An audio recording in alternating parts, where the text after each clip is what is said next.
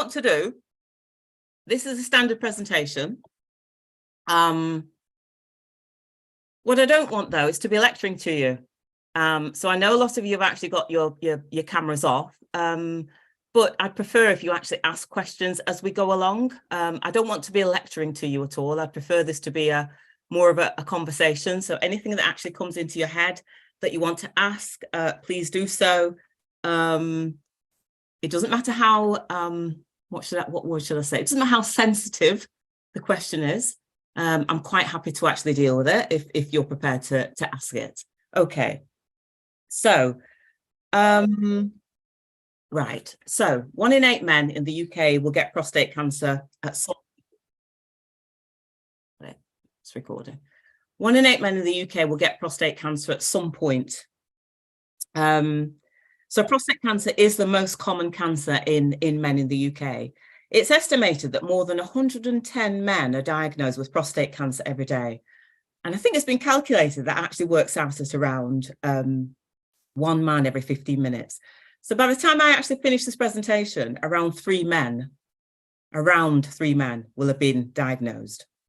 However, over 300,000 men are actually living, and I emphasize the term living, after a diagnosis and living with the condition. Because when many people hear about cancer, it's almost like it's a death sentence. In this particular case, there are men who have had a diagnosis and are actually living with a condition. There are individuals that have had a diagnosis and actually been treated for the condition. So, you know, unless it's a fairly aggressive strand of prostate cancer, it is something where, you know, the vast majority of individuals will survive. It is also a slow growing cancer. Now, you're probably wondering, you know, why is it I as a woman are actually, you know, talking about prostate cancer? Well, I'll tell you about that later. But, you know, volunteering is one of the things that I actually do, even though I'm a director of a health charity. I think it's important for Black individuals to volunteer, but I'll explain further later on anyway. And an interesting point to note as well is that Japan has the lowest rate of prostate cancer in the whole world. And we really don't know why that is. You know, it could well be that they have sort of a part vegan diet. It could well be that they drink, you know, massive amounts of green tea and also eat quite a lot of soya products as well. So I think it kind of shows really that diet is important when it comes to cancer. Please shout out if you have any questions, because I won't necessarily be able to see anybody. Okay. So although 1 in 8 men will get prostate cancer, when it comes to Black men, the figure is 1 in 4. So Black men are at higher risk of prostate cancer. And I'll talk about that a little bit in a short while.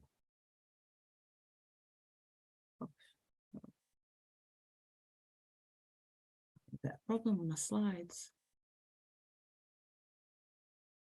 I don't know if it's my, I had this problem last time, don't you remember, Pfizer, when I did this? I don't know if it's my, that's it. Might have to do it manually next. That's better. Okay, so what I want to go on to is what you need to know about prostate cancer and prostate problems. And just so that we actually get the right terminology, it's prostate. Prostate, not prostrate. Okay, and just so that you can remember, prostate is a condition, prostrate is a position, you're lying down. So we're not talking about lying down, we're talking about the condition, prostate, okay? So what is it and what does it do? Right, so it's the gland that actually helps to make the liquid, the semen that sperm actually travels in.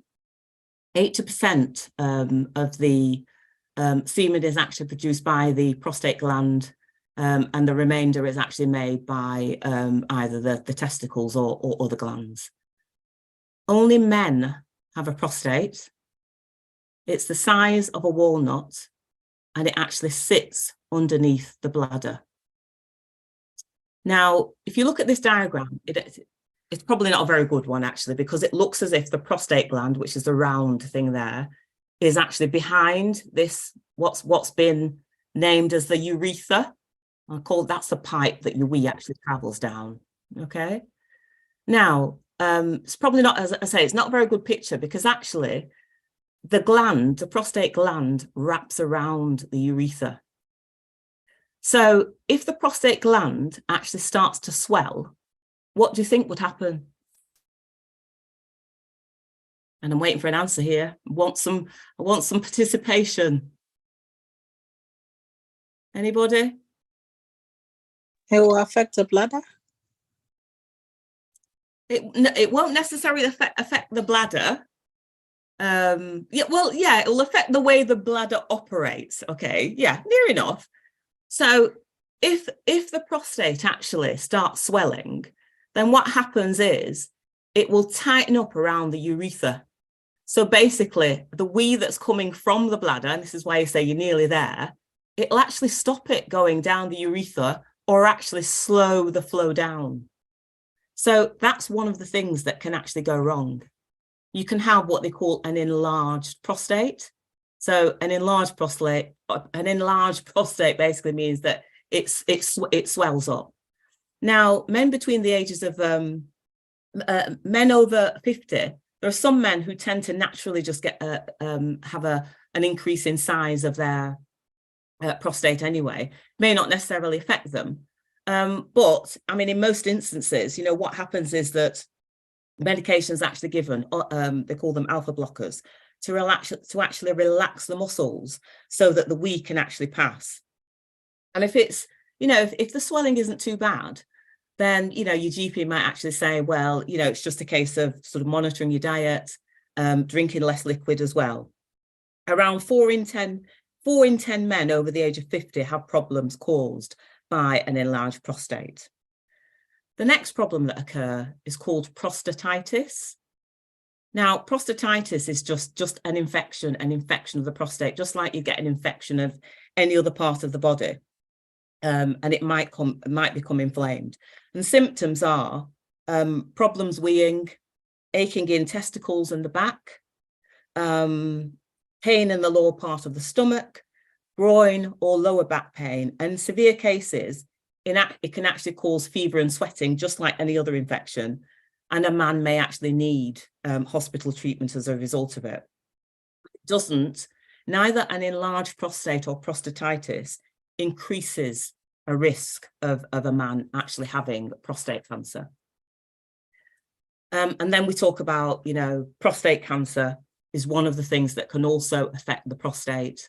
With cancer, generally our cells redevelop in quite a uniformed way. But when they actually start developing in an ununiformed way, different sizes, different shapes, and so on, then that's an indication that there are cancerous cells, in a part of your body. And similarly, that's the same when it actually comes to the prostate.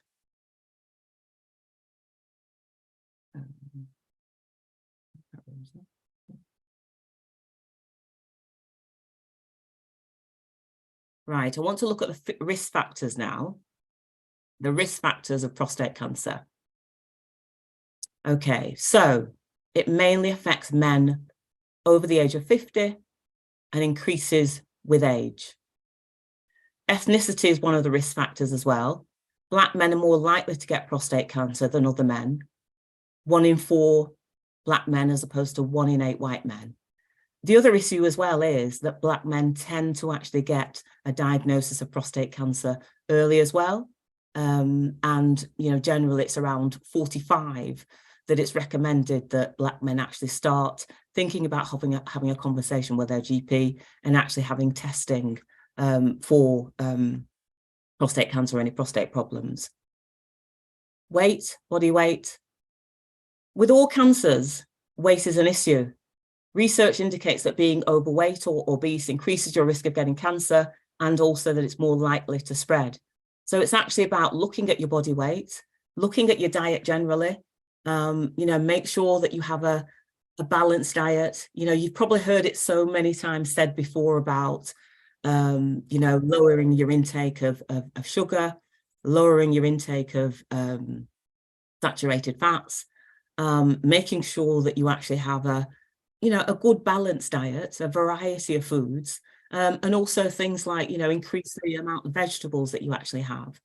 It's actually said that things like lycopene, and lycopene is actually in cooked tomatoes. That's supposed to be really good for the prostate, as is anything that's kind of, I suppose, that the colours, anything that brings in your colours. So your green peppers, your red peppers, your kale, your cabbage, your cauliflower, all those sorts of things are actually good for you. Nuts, generally good for you. Brazil nuts have what's called selenium in them, which is also supposed to be really good for the prostate. So, you know, it's really, really important. And I think, you know, when Pfizer's actually done her sessions before on cervical and breast screening, you know, I'm sure the point's also been raised about diet, because, you know, it is important when it actually comes to cancer and you know, diagnosis of cancer, but equally exercise. It's really, really important to have regular exercise. The other risk factor is family history. And this for me is one which is really, really important when it comes to the Black communities, because from the work that we've actually done in both Black African and Caribbean communities, we know that there are some individuals who are not open about the fact that they have a diagnosis of cancer. It's almost like it's some kind of shame. And actually it's a real problem, because you're 2 times more likely to get prostate cancer if your father or brother has had it, and this is compared to a man who has no relations with prostate cancer. Also, a man has a higher risk of prostate cancer if their mother or sister has had breast cancer, particularly if they're diagnosed under the age of 55. On this slide, it says 60, but actually they're now saying 55. And it's not just breast cancer, it's ovarian cancer as well. So it's really, really important to actually have an understanding of your family history. And if you don't know what your family history is, then I think you certainly actually need to find out. And it could well be that, you know, your parents may have passed on, and you don't know about, you don't know about your family history. And there is a program that's actually running across Manchester at the moment. It's a genetics program that enables people to be able to identify, you know, whether they have a history of cancer in their families. So, you know, there is a way of actually identifying that. So family history for me is really, really, really important. What was the other point I wanted to raise? Yes, so that's that. I'll come back to this point about family history in a minute, actually. Okay, so what are the common symptoms of a prostate problem? And I'm talking about prostate problem here, not prostate cancer, okay? You might need to wee more than usual, whether it's during the day or during the night, okay? A man might actually find it difficult going for a wee. A man might get to the toilet bowl and find that there's a weak flow. He may need to rush to actually get to the toilet and find that it takes ages to be able to pass the wee. There's that feeling that, you know, he's emptied his bladder properly, and then 5 minutes later, he might actually be going back. And then there's also dribbling of urine, even though he's got the urge to actually have a wee. When he gets there, it's just a dribble. Now, these symptoms may be a cause of non-cancerous prostate problems rather than prostate cancer.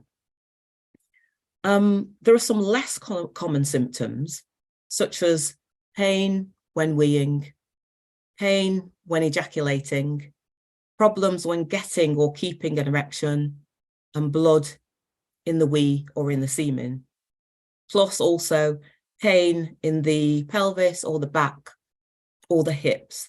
Now, these could be caused by other health problems, but some men first identify these symptoms, and in some cases, it's because they actually do have cancer and it's spread to the bone. But this for me is actually the most important slide of this whole presentation. Most men with early stage prostate cancer will have no symptoms at all. And this is actually one of the main reasons really why I also became a volunteer at Prostate Cancer UK. So I think it was around 2015, 2016 was when BHA for Equality first started its work around prostate cancer. And we were asked, Prostate Cancer UK, most of the work that it's done has been in the Midlands and also in London. And they asked us, asked our charity whether we would actually do some work in Manchester. And we were quite happy to do it. I mean, we'd already started some work, so it was really good to actually have their support. And they provide us with a small grant as well to do that. So we went to a whole host of different locations. We've been to churches, we've been to mosques, we've been to community centres. Wherever we could actually engage in men, we did. And one of the larger events that we actually went to was Carnival. So we went to Carnival, and we've been going to Carnival from around 2015 now, actually. We always have a presence at Carnival, but not just around prostate cancer. So I came home from Carnival, and we were basically just giving out leaflets and talking to men, trying to identify whether they understood what the test was for, what kind of test they could have to be able to identify if they had any prostate problems. And the responses were really, really interesting. So I came home and I said to my husband, how come, I'm talking to all these guys at Carnival about prostate problems and encourage them to actually go to their GP for a test, and you've not had a test? So he said, oh, well, I'm due to go to my GP anyway. I'll just ask when I next go. So he went along and took his bloods. I'll tell you further about the test anyway. Took his bloods. 2 weeks later, he actually had a call from his GP. And his GP said that his protein levels were fairly high, which was unusual. And he wanted to take another test. Took another test, got the results of those. The protein levels were still high. As a result of that, he was then referred to Fairfield General Hospital, where again, they took another test. The levels were still high. He was given an internal examination, and he was diagnosed with early stage prostate cancer. Now, at that point, I was baffled, because I thought to myself, well, hold on a second. Does he have a family history? And he doesn't know. So I said to him, do you actually recall your father actually saying anything to you? And he said, no, I don't remember anything. And he thought about it, and he thought about it. And then 3 days later, he actually said that he remembered his father telling him about having an internal examination, and also the fact that he was given medication as well. So he had a family history of prostate cancer, but over the years had actually forgotten about that conversation. Okay. But he hadn't actually had any symptoms at all. He didn't have any symptoms before he actually took that test. Okay. Now, I actually have 2 sons. So therefore, because of that family history, they also need, to make sure that they keep on top of their health. So knowing that family history is really, really important. Now, I talked about the tests earlier. Right. So if an individual did actually have any kind of symptoms, any of the symptoms that I've just gone through, the first thing that a GP would do is take a urine sample, give them a urine test, just to rule out anything, any kind of water infection or urine infection that they may have, because a urine infection, could cause the problems, for example, with weeing. So it's just to rule it out, right? And then the second test is what they call a PSA test. PSA means prostate specific antigen. So it's a blood test that measures the amount of prostate specific antigen, basically proteins in the blood, in a man's blood. And as a man gets older, generally, naturally, the proteins increase in the blood naturally anyway. But if they get to a stage where it's really, really high, then that's an indication that there's a problem with a prostate. So a raised PSA level may show that you have a problem with your prostate, but it's not necessarily cancer. Okay. Now, if the PSA levels are high, then what a GP will do, or the consultant at the hospital, is give what's called, the technical term is a digital rectal examination. Now, when I first heard this, I thought, is it some kind of metal probe that they're actually going to be using? No, it's a finger. It's an internal examination. And this is what most men, particularly Black men, actually have an issue with. It's that invasion of privacy, I suppose, isn't it? But actually, it's something that's a useful way of determining whether there's anything, happening with the prostate. So the internal examination is only done to be able to feel the prostate. If it feels sort of an odd shape, or if it's bumpy or lumpy, because it's supposed to be round and smooth, that will actually give the GP or consultant an idea that there's a problem with it. Yeah, and particularly if it's really hard and bumpy, then that's an indication, of cancerous cells within the prostate. Now, as I say, this is one area that men seem to, really feel uncomfortable with, but it's not something that takes a long time. It's a matter of seconds, in and out in seconds. The GP or consultant will put a glove on, they'll put some gel on the finger, slip it in, have a feel, and then pull it out. And it's simple as that. And that's the only way in which the prostate can be felt through the back passage. Okay. Haven't had any questions so far, so I think this is going to be a very quick presentation. I am slowing down as well in case anybody wants to raise any questions. No questions so far. You can continue. Okay, that's fine. Right. Now, I'm near to the end of the presentation anyway. So what you can actually do. First of all, answer the quick questions on the online risk checker. And this online risk checker, and I'll actually show it to you now, and I hope I can get through on this link. It's on the website of Prostate Cancer UK. Okay, and I'll click on it. Let me hopefully I can get to it. Right. I'm not going to go through all the questions on the risk checker. When you go onto this risk checker, basically it's 3 questions that are asked. Okay, so click on OK, check my risk. Right, and it asks you, how old are you? Right, I'm going to make myself sort of between 60 and 64 then. It then asks me, has your father or brother had prostate cancer? No, we can't see that. We can only see where it says, what can you do now? We can't see you clicked on the actual thing. Oh, can you not? No, so I think when you click on it, I think you have to share that other screen. Oh my goodness, hold on a second now. Right, so if I think you have to unshare, then share that screen. Right, okay. Oh, right, okay, so it won't automatically come on. Right, just bear with me. Let's see if I can find it now. Oh goodness, that's such a shame. Right.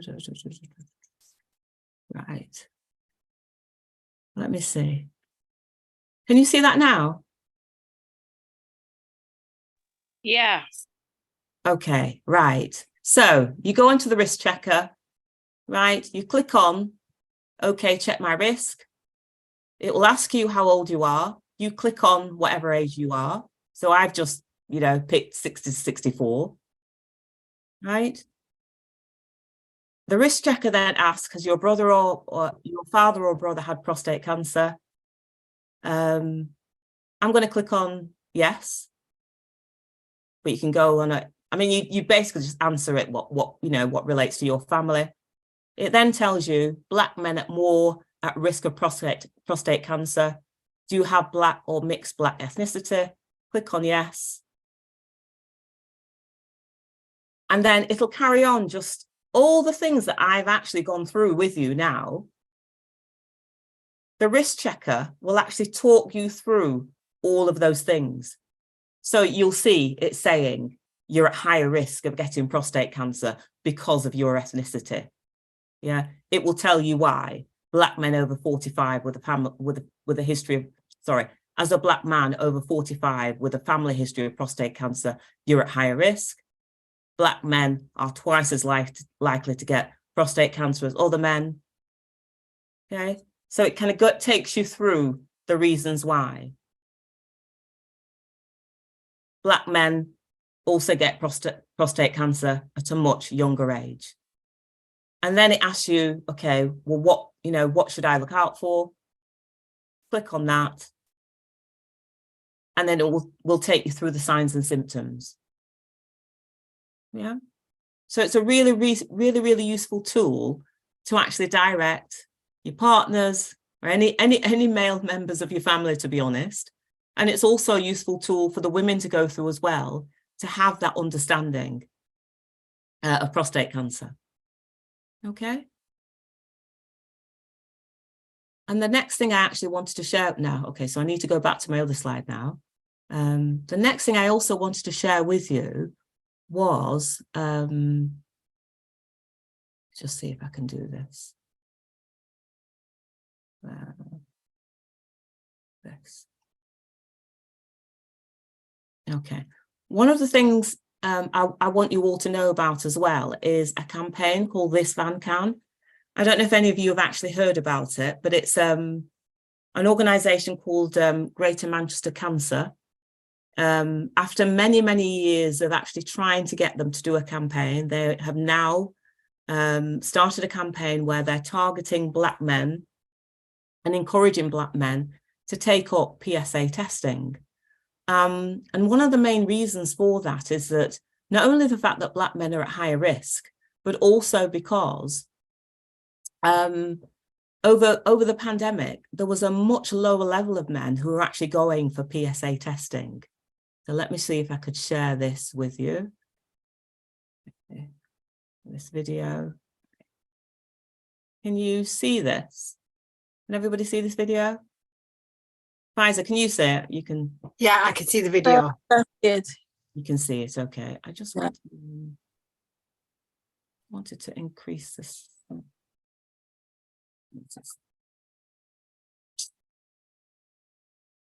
Move me 1 second. That's one 18-volt battery. Oh, To skip the ad. There we go. This Van Can is an innovative new roadshow visiting the communities. The aim of the project is to speak to men and people with a prostate about their prostate cancer risk. We'll also offer a free PSA blood test. We hope the van will boost early diagnosis of prostate cancer, because when it's caught early, it's much more treatable. You can book an appointment in advance by going to our website, thisvancan.co.uk, or by giving us Sorry about that. Don't know what's happened there. the call. When you set up for your appointment, we'll welcome you onto the van, and a nurse or a doctor will complete a health questionnaire with you to discuss your risk of prostate cancer. We can also offer you a blood test. This will be a blood test taken from your arm to check your PSA levels. You're not required to have a private examination when you visit the van. If you decide to have a blood test on the day, our team will be in touch over the telephone at a later stage to discuss your results, and will also let your GP know. We know certain men and people with a prostate are at higher risk of prostate cancer.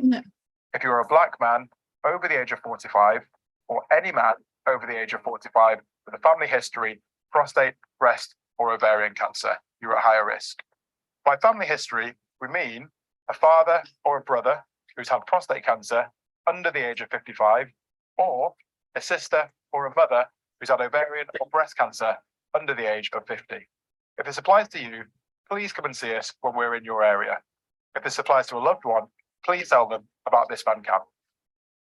Find out when the This Van Can Roadshow is in your area and book your appointment. Visit thisvancan.co.uk or call 07974 074 111.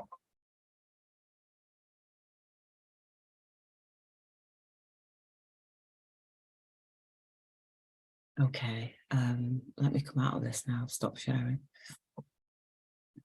While you stop sharing that, Donna, that was really key thing that just came out there to me was the fact that they discussed if women in the family under the age of 50 have had breast or ovarian cancer, then that did increase your risk of prostate cancer as well, which is really interesting.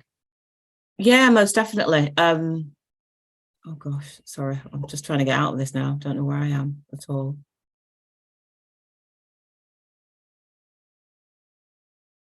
I think that's one of the what can you see now? Sorry, I'm totally lost in terms of where I am. We can still see the YouTube. Right, okay, just bear with me. Because I just wanted to go back to the slides actually, because there was a point. Yeah, there's a point I wanted to raise. Right, we can see the slides now, Donna. Okay, that's fine. Slides, okay. Yeah, I mean that is an important point that you raised, because I think not many individuals realise that there is a link between prostate cancer and breast cancer and ovarian cancer. And you know, it just shows, you know, that with clinical research, they're able to, you know, make those links. There's quite a lot of research that have been done over the past couple of years around this thing that they call a Lynch syndrome. And that kind of shows the genetics in a family line to be able to identify, you know, whether somebody is actually going to be at higher risk of a particular cancer. And there is like a Lynch syndrome that's attached to prostate cancer as well, that is able to identify whether man is, you know, more likely to be diagnosed with prostate cancer or not. And I think, you know, things like that, it kind of shows the importance of being involved in trials, you know, being involved in studies, you know, to be able to look at your own family line and look at the risks within your family as well. Yeah. And the only other thing I wanted to point out in terms of, oh, you know, I'm having a real problem with Zoom today, right? What else can be done? Okay, Prostate Cancer UK actually have specialist nurses. So there's a telephone number that individuals can actually contact to get advice if they're concerned about anything. The direct line is 0800 074 8383. An individual has a choice to also speak to their GP about any symptoms they may actually have. Prostate Cancer UK, I keep mentioning the organisation. They actually have a really, really good website. They actually have quite a lot of literature as well, specific literature that's actually related to Black men as well. And they also do some really good guides around diet, around, you know, what happens after a diagnosis, what happens after treatment. So I'd say, you know, answer the questions on the risk checker, all the things that I've mentioned to you today, speak to your friends, your family, your colleagues, and help actually raise, you know, awareness around prostate cancer. And at this point, I hope there are some questions because I've completed the presentation. Yeah, any questions that you have, you know, do let me know.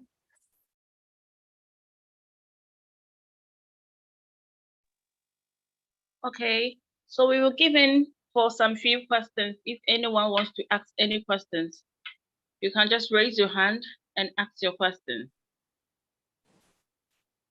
I'm sure you know Petri, you know, say your question be a bit me my answer so na yet to be able to say you about donor.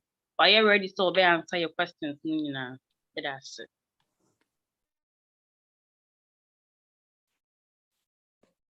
I can see one hand up. Yeah, Donna, my name is Wayla. I would like to thank you for such a presentation. My question is, I don't know whether I missed it, but if it's diagnosed early, can it be cured? or it cannot, it can never be cured? Yeah, that's my No, question. that's it. It's a, you know, unlike, like, for example, breast cancer, it's a slow, as I said, mentioned before, it's a slow growing cancer. Okay. So if it's slow growing, you know, it's going to take a long time to actually kill you. You're not necessarily going to die. And there's a whole range of treatment. The thing about early diagnosis, and early diagnosis with any cancer actually, is the earlier it's diagnosed, the more treatment opportunities you actually have. So, you know, for example, if a man who had a prostate cancer diagnosed at the very early stage, you don't necessarily need to have treatment if it's a slow growing strain of it. So as I said to you, my husband was diagnosed early. He didn't rush to go and have treatment, you know, he didn't have any symptoms. And I think it wasn't until maybe, trying to think now, 5 or 6 years after his diagnosis that he decided to have treatment. And the only reason he decided to have treatment, it wasn't because the cancer, his PSA levels were increasing. Yeah. So that was an indication that, you know, the cells in the prostate were actually growing, but they were growing very, very slowly. The only reason he decided to have treatment was because I said to him, you know, you're going to get to a stage where as you get older, your body, it's more difficult for your body to heal, isn't it, when you go through a major operation. So I wasn't happy with the idea of him waiting until he was, you know, kind of, well, he's actually 65 this year, waiting until he was, say, 65 to then actually have, you know, have the operation. So what he did, after monitoring the situation for, I think it was 5 or 6 years, he decided he would have the prostate removed. So once the cancerous cells are still within the prostate, and as I said earlier, the prostate is like the size of a walnut. Yeah, it's quite easy to be able to just remove the prostate, and the cancer is then, you know, the cancer's within the prostate, so you just remove it. That's it, cancer free. So that's one of the options, to actually have the prostate removed. But there are all sorts of different forms of treatment. There's radiotherapy, there's hormone therapy, there's brachytherapy. Now, I'm not an expert when it comes to the treatment, so, you know, don't expect me, please, to go into the detail of the treatments. But you can then have a whole range of treatments, and that's the beauty of actually getting to it early. Hi, Donna. Please, I want to interpret what you said, translate it into the Ghanaian language. Is that okay? Yeah, that's fine. Go ahead. All right. Thank you very much. Enti adofo de Donna can say treatment ewo honom or the nukunu ye mfato ho tre se nukunu nya bi na otwen ya kopem se odi 55 ansa na oko 65 ansa na oko yes treatment no na uye treatment ne ntema eboa if you say wo cha aya na healing process no aya na no so a chance na healing nti wo hu ne ntemo a ubetimi aye prostate na o kan no say ayesen katie no nti si hu se kokram no betomu a etimi ye operation na surgery na ye yi na why free nti treatment no mamomo obia ensuro unye hunu a ye say we be treat na free ho me da say. Donna, thank you very much. Okay. So there is a question in the chat. Why are Black men at higher risk? There isn't 100%. I haven't got an answer to that. Nobody really knows. But I think, you know, the way in which research is being developed, hopefully we should find something soon. I do think it's perhaps something to do with the you know, the genes and the way the genes develop. Yes, but there was no clear answer to that. Oh, the other thing I actually wanted to say as well, which I didn't mention earlier, is that, you know, when Pfizer did her talk, you know, Pfizer says that we'll have told you that, you know, with your breast screening, you actually get a letter, yeah, inviting you for screening. With your bowel screening, you'll get a letter as well, and also with cervical screening. Now, there is no screening program for prostate cancer. So you won't get a letter from your GP inviting you It's entirely up to the men to decide if they go for that test or not. And it's recommended that they actually go to their GP from the age of 45. But no man, no black man is actually, or white man, is actually going to be called for a test. You have to decide if you want to go for that test or not. Okay, I'll come in now, Donna. Yeah, Thank okay, you. Frederick. Enti obi busa say adentina mema tuntum na tenya sayade anaso mo high risk. And I would mu say untimi nkyerɛ probably ɛyɛ anam sɛ ɛyɛ yahusuo no sɛ ne yahusuo no sitie aha na ɔka sɛ udi sɛ mfie ne 45 okɔ a unya letter bia from GP sɛ bra ne bɛyɛ saa screening no wa na wo sɛ wo opte ana wo choose sɛ okɔ akɔyɛ saa screening no me da sɛ there is another question in the chat, so you can have a look, Donna. Yeah, okay. Are there any kinds of foods which can be helpful to the prostate? Okay, I went through those earlier, but I'll mention them again. Lycopene, lycopene is something that's produced in cooked tomatoes. That's supposed to be good for the prostate. Selenium, which is in Brazil nuts, is supposed to be good for the prostate. But generally a balanced diet. You know, so you don't eat too much red meat, don't use too much fat, you know, when you're cooking, and not too much sugar.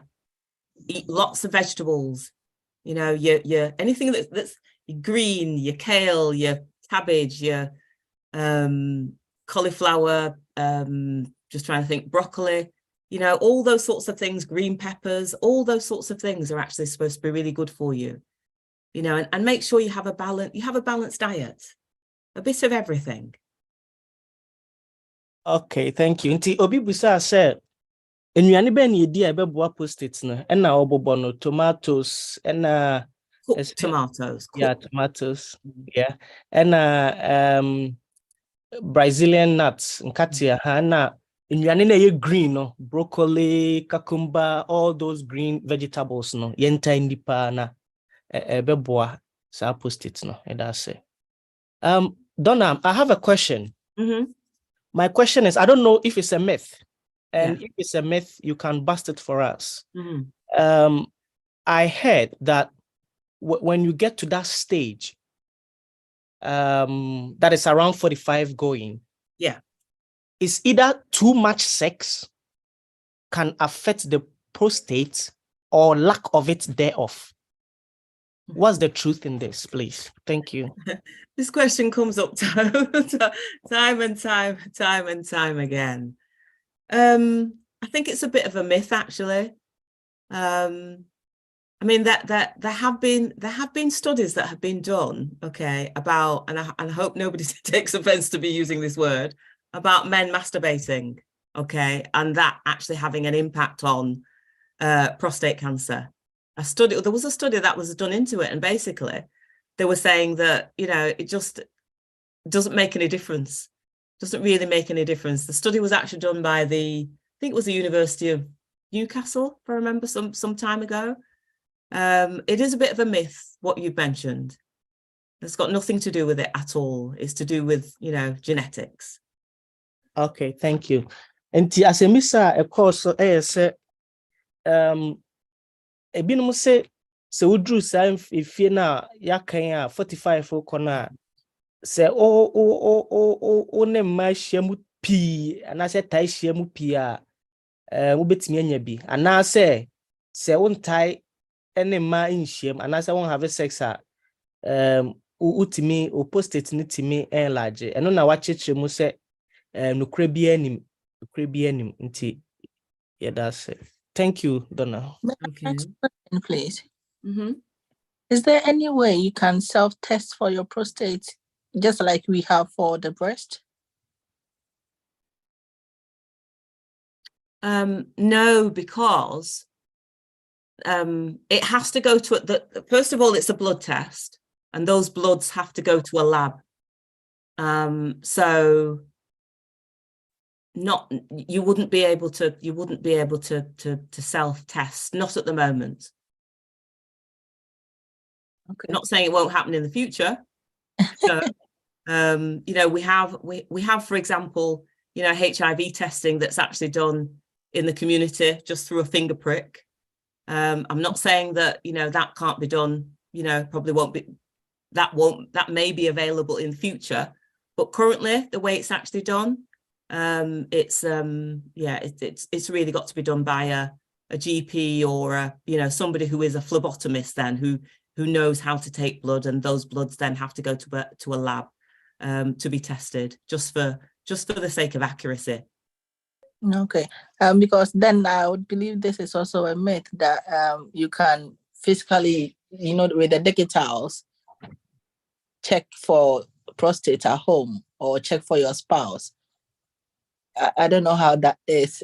I think since you are saying it's mainly the blood, then I believe that should also be a myth. Yeah. I mean, as far as I'm aware, there are only two forms of testing. One is where they take the vial of blood and that goes to a lab. And that's what they do. That's what they do on the van. I think they call that the venous test. And then there's a second one, which is like a finger prick. But what they say is that that's not very reliable. I mean, I have on the internet actually seen where you can buy tests, but they're not particularly reliable. I think that's the problem. Okay, thank you very much.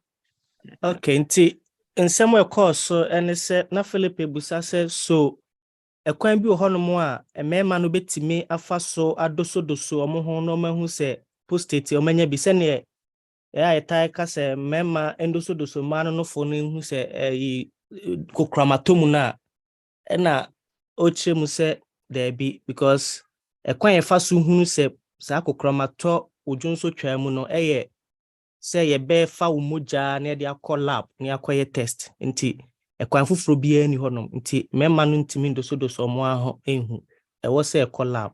That's Could I just add, Frederick, I wouldn't actually recommend self-testing.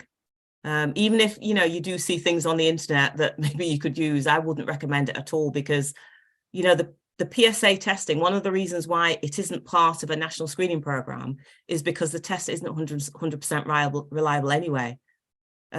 So, you know, if it's unreliable as a test to begin with, what would the self-testing kits, you know, provide? So you've got a free service being offered by your GP. GPs at the moment are giving a higher priority to prostate cancer. So go to your GP and get your GP to take your bloods and do the test for you. all right, thank you. Enti the donor can say on the on come for my maybe abehu no internet so say there was some self kits be abetim dia test on come for mouth the biara da if say PSA test no kra na enhye danye 100%. Enti the okaka ho ne say o contact GP a free. The idea free, the other thing I also ankasa how just call your GP na yenyama kama and that's thank you, Donna. Okay. Please, The chat, yeah, there's a question in the chat. Yeah. Can we organise for the testing van to come to our community to test our members? Whereabouts is your organisation?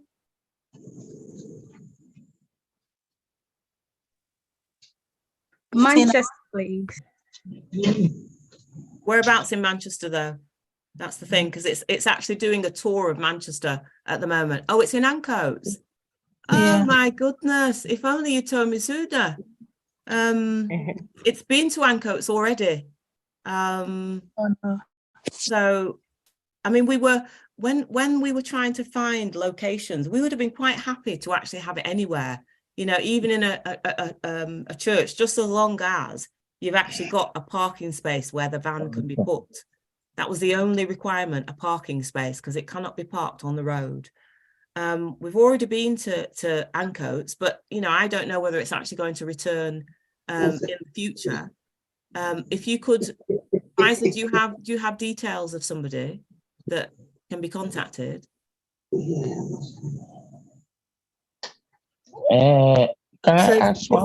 Rachel or I think patients, if you want to email me where you are and the details, and I can pass them over to Donna then.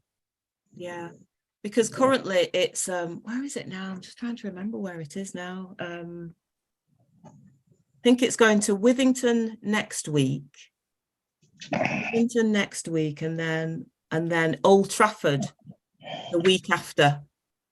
I don't know if there are any further plans for it to go back to Ancoats at any point, because once it's finished its tour of Manchester, it will then be going on to other parts of Greater Manchester. So that's the thing. Can I ask one question, please? Yeah, sure, go ahead. Maybe I came late. Maybe you have pronounced the symptoms of the prostate cancer. Can you please repeat those possibilities or the symptoms of having that prostate cancer? Okay. No, right. Let me just explain something. Okay. The symptoms that I actually went through, they aren't necessarily symptoms of prostate cancer. They are symptoms of a prostate problem. Okay. Doesn't necessarily mean it's cancer. So it could well be, right, that you identify that you're going to the toilet more during the night, even during the day. You may go to the toilet bowl and go to the toilet and you're actually standing there for ages and it's taking quite a while for the wee to come. You may actually find that the wee, the flow of the wee is actually very, very slow. You may find that you end up dribbling before you actually get to the toilet bowl. So those are some sort of common signs then, yeah, that there's a problem with the prostate. It doesn't necessarily mean that you know, you've got cancer. But then there are some less common problems like pain when you're weeing, right? Pain when you've actually got an erection, problems getting or keeping an erection, right? Blood in your wee or in your semen, and then pain in your pelvis or your back or your hips. Now, you know, these things could be caused by, you know, by other health problems, but they could also potentially be signs of problems with the prostate as well. Yeah. And also, sometimes if you have an illness like, say, spinal injury, the consultant asked me or told me that this may cause a lot of disorders in the body because of the spine. So if I have the problem of what you are saying, is it the possibility that it is that or because of the spine injury? Because the doctors normally show me everything in the body and telling me this is that, this is that. And they never mention what we call prostate. So in that circumstance, how can I know? Or I will just have to ask the GP what is going on before I become relaxed.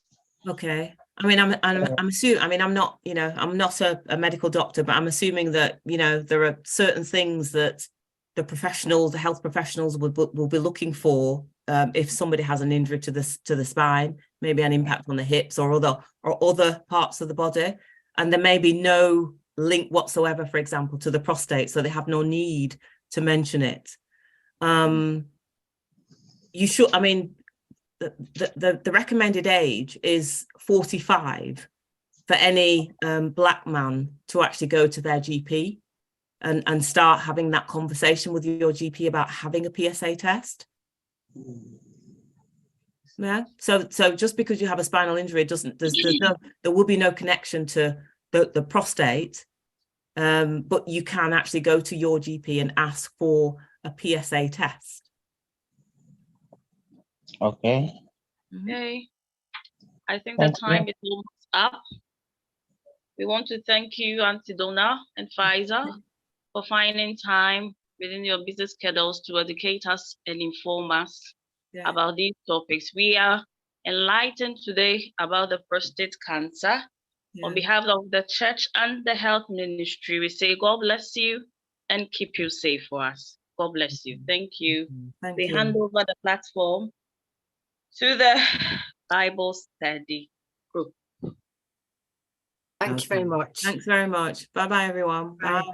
Bye.